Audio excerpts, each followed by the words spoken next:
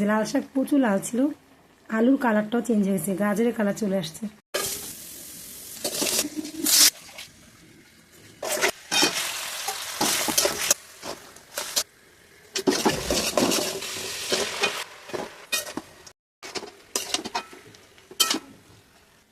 Guys, এই যে লাল শাক দিয়ে একটু সামান্য আলু দিলে কিন্তু মাছের মাথাটা দিয়ে খেতে ভীষণ টেস্টি হয়। তাই আমি একটু আলু দিয়ে দিছি। তোমরা কীভাবে রান্না করেন নাকি অবশ্যই কমেন্টে বলবা।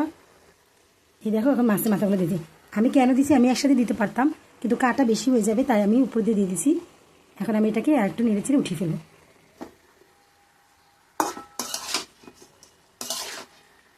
এটা ধুয়ে সামান্য একটু পানি দিয়েছি, মানে অল্প পরিমাণ পানি, জাস্ট এই পানিটুকুই হয়ে যাবে সম্পূর্ণটা। দেখো, মনে হচ্ছে গাজর দিছি, তাই না? কালারটা চেঞ্জ হয়েছে, লাল শাক প্রচুর লাল ছিল, আলুর কালারটাও চেঞ্জ হয়েছে, গাজরের কালার চলে আসছে। যাই হোক গাইস, কেমন লাগলো অবশ্যই বলো কমেন্টে। আর তোমরা কি এভাবে খাও কিনা রান্না করে তাও আমাকে জানাও। আজকের মতো এতটুকু, সবাই ভালো থেকো। নেক্সট ভিডিওতে দেখা হবে। আল্লাহ হাফিজ।